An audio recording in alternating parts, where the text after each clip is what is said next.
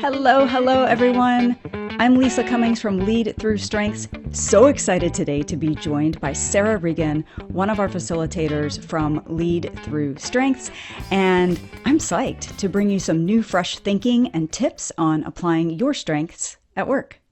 As you go into an event, there's this big picture hope of what could we do, what is possible, and the world feels opened up to all of these new possibilities. And at the same time, people say, okay, if you're going to do a half-a-day event to kick off strengths, what can we really expect as takeaways? Because we're not going to change everything about every conversation we have and how we act from one several-hour event. So give us the idea. What's the big picture that people can aim for if they do this over the long term? And then what's just the practical takeaway they could expect after they've done a kickoff half-day event? What could they expect for takeaways? Sure.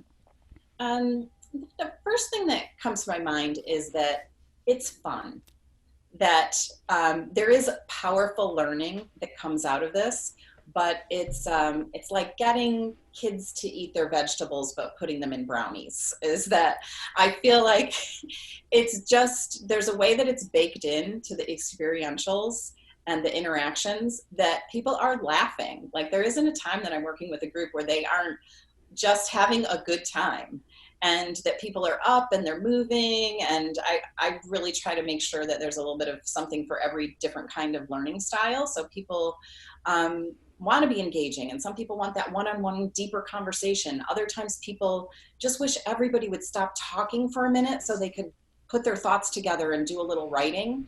So there's some variety in there, but I would say people are going to find it to be engaging and fun. For the learning takeaways, I think with a half day, what I try to promise and deliver on is you will walk out and you will know and love your own themes. There will be occasionally a time when somebody's still struggling, and that's when I say, just be in touch with me, or listen to this podcast, or talk to this person. But I want them to know their top 5 for sure, and to love them, and to also have a sense of knowing that there is value in the difference, and to be set up to have conversations that are even more so aligned with their work.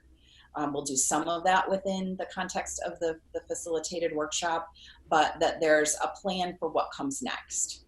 And so that helps people growing in their understanding, but also what do we do? I think oftentimes at the end of a workshop, it's like, that was great, I love this stuff, but what are we actually supposed to do? So I love your activation plan that follows, so that people have the tools to carry it forward, and that it makes me feel confident that we can deliver more than we can just get to in that half day. But half day has to be about getting people excited, getting people bought in, understanding their themes, and having an awareness of how to apply it at work. So one of the things that we'll also do is make sure that there's the application piece. So it's not just an interesting get to know you exercise, even though it is.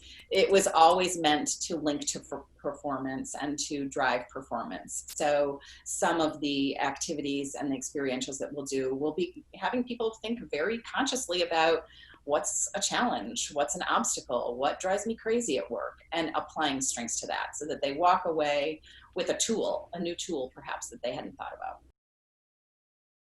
So many useful ideas and examples about how to apply your strengths.